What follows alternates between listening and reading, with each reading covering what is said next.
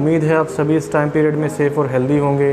तो आज हम कुछ ऐसे केसेस के बारे में डिस्कशन करने जा रहे हैं जो मेरे लिए थोड़े चैलेंजिंग रहे हैं और काफ़ी कुछ इन सब केसेस से मुझे सीखने को मिला है। तो सबसे पहले मैं केस दिखाना चाहता हूँ एक ऐसे पेशेंट का जिसको आइडोफॉर्म से रिएक्शन हुआ था।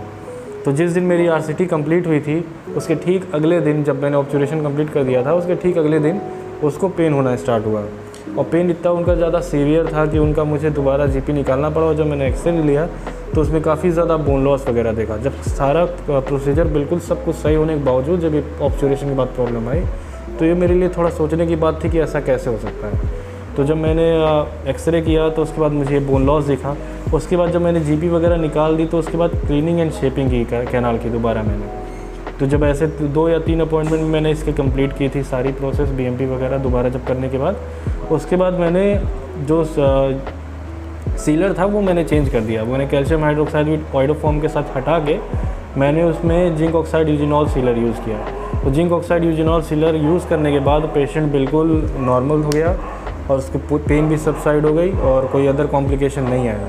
मे भी अब जिंक ऑक्साइड यूजिनॉल सीलर के जगह आप यूज़ कर सकते हो प्लेन कैल्शियम हाइड्रोक्साइड, मगर मैंने बेहतर यही समझा कि पूरे के पूरे मटेरियल को एक बार चेंज कर दिया जाए। और अभी मैं दूसरे केस के बारे में डिस्कस करूं तो अभी आए दिनों में काफ़ी सारे केसेस मुझे बोन लॉस वाले मिले हैं कि जिनकी कभी ग्रेड 1 मोबिलिटी रही है या फिर ग्रेड 2 मोबिलिटी रही है। तो कुछ केसेस में मुझे एक्सट्रैक्शन करने की भी ज़रूरत पड़ी और कुछ केसेस में मुझे लगा कि हाँ थोड़ा बहुत बचाया जा सकता है, तो मैंने उसमें आरसीटी भी किया। तो वो सब चीज़ें भी आपको दिखाता हूँ मैं। तो आपको मैं दिखाऊँ एक केस।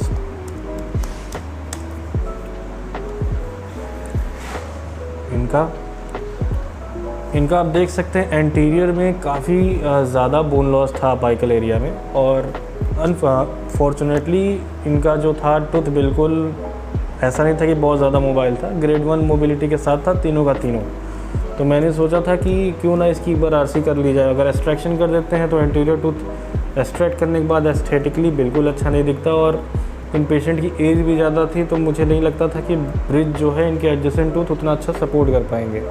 तो मैंने एक बार ट्राई किया, मैंने सोचा कि क्यों ना एक बार आरसी करके देखा जाए। I somehow convince the patient और उसके बाद मैंने इनकी आरसी की और आरसी करने के बाद इनका टूथ बिल्कुल नॉर्मल हो गया और खाने पीने में भी आसान हो गई और कोई प्रॉब्लम नहीं आया इनको आगे चल के।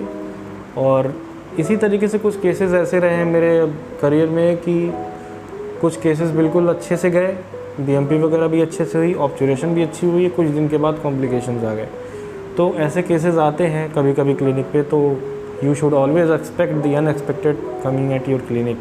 तो ये चीज़ बहुत इंपॉर्टेंट होता है कि आप पेशेंट को कैसे डील कर रहे हो, कैसे कन्विंस कर रहे हो, प्रॉब्लम क्या है और उसको कैसे ट्रीटमेंट प्लान करना है, ये भी इम्पॉर्टेंट होता है।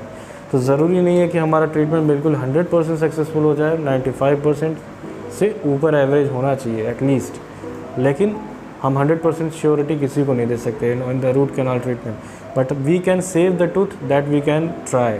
तो अगर आपको लगता है कि नेचुरल टूथ को बचाना चाहिए तो बिल्कुल you should go with RCT.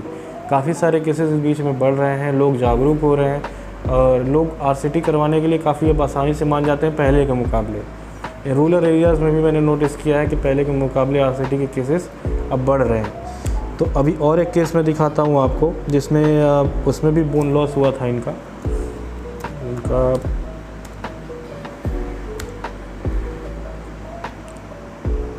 ये था इनका 4-6 और आप देख सकते हैं इसमें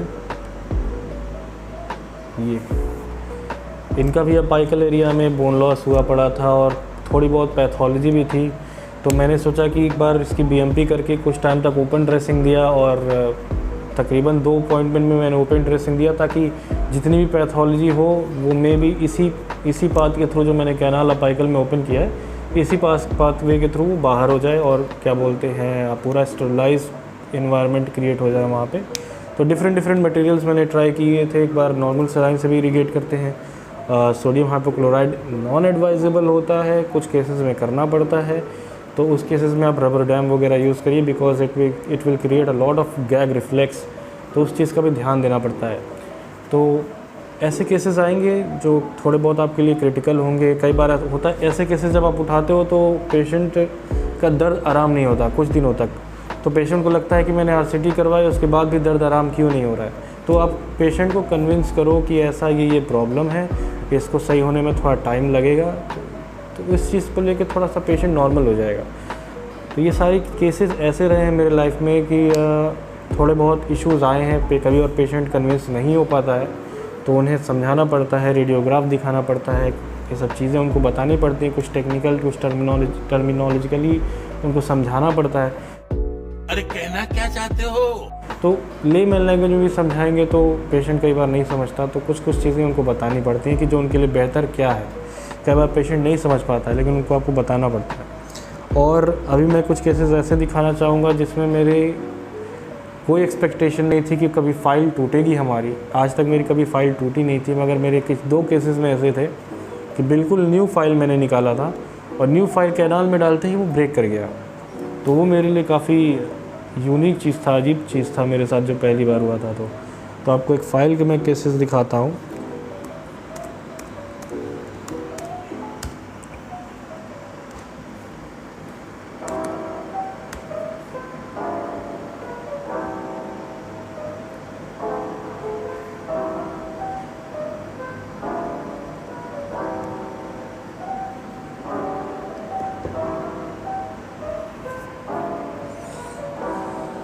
आप यहाँ देख सकते हैं, यहाँ पे फ़ाइल हमारी ब्रेक की थी। No, God! No, God, please, no! No! No! No! ये सेकेंड अपॉइंटमेंट में मुझे याद है ये फ़ाइल ब्रेक हुआ था, और ये फ़ाइल ब्रेक होने के बाद मुझे लगा था कि ये केस एक्सट्रैक्शन में चला जाएगा या किसी तरीके से फ़ाइल निकल नहीं पाएगा। मैंने ट्राई भी किया था फ़ाइल निकालने के लिए, लेकिन फ़ाइल निकल नहीं पाया।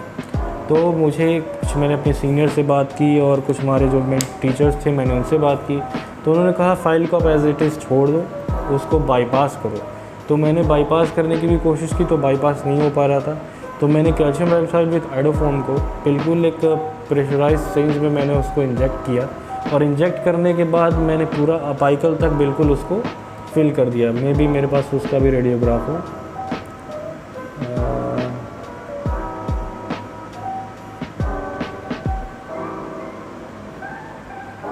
इसमें आप देख सकते हैं कि मैंने पूरे कैनाल को पूरा का पूरा फिल किया था इसमें, और कोशिश यही की थी कि अपाइकल तक चला जाए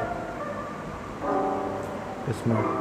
और आप देख सकते हो इसमें भी जो है बैक फिल, इसमें जो जीपी गई है इसमें थोड़ी सी बैक फिल हुई है। तो ये सिर्फ़ और सिर्फ मैंने जो ऑब्चुरेशन पेन ख़रीदा था उसके थ्रू हुआ है। इसीलिए मैं कभी भी कहता हूँ कि आप कंडेंस करो तो अच्छे से कंडेंस करो। कई बार होता है एसेसरी कैनाल्स होते हैं उनमें कभी कभी फ़्लो नहीं करता है, तो आप अगर ऑब्चुरेशन पेन वगैरह यूज़ करोगे तो जो एसेसरी कैनाल्स होंगे उसमें भी फिलिंग हो जाएगी।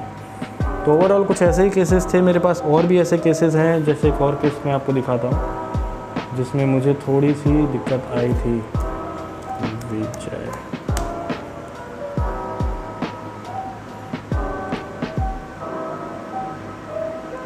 आप इसका केस देख सकते हो। इस केस में ये हुआ था कि ये जो हमारी जीपी थी ये ओवर एक्सटेंड कर गई थी। ये जीपी हमारी ओवर एक्सटेंड हो गई थी और इसी वजह से पेशेंट को कोई इशू नहीं हुआ, लेकिन हमारे जब रेडियोग्राफ किया तो उसमें नज़र आया, तो मुझे लगा कि कोई ना कोई आगे चल के इशू आएगा। तो मैंने 1 हफ्ते बाद पेशेंट से कॉल करके पूछा भी, तो पेशेंट को कोई इशू नहीं था, तो एज इट इज़ मैंने छोड़ दिया। तो ऐसे केसेस होते हैं कभी कभी कि आप सब कुछ सही करो फिर भी नहीं होता है। RCT is a completely blind process, but फिर भी आपको काफ़ी सारे प्रिकॉशंस लेने पड़ते हैं। गाइस बस आज के लिए सिर्फ इतना ही। घर में रहें, सेफ़ रहें, हेल्दी रहें। मिलते हैं नेक्स्ट वीडियो में। Till then bye bye.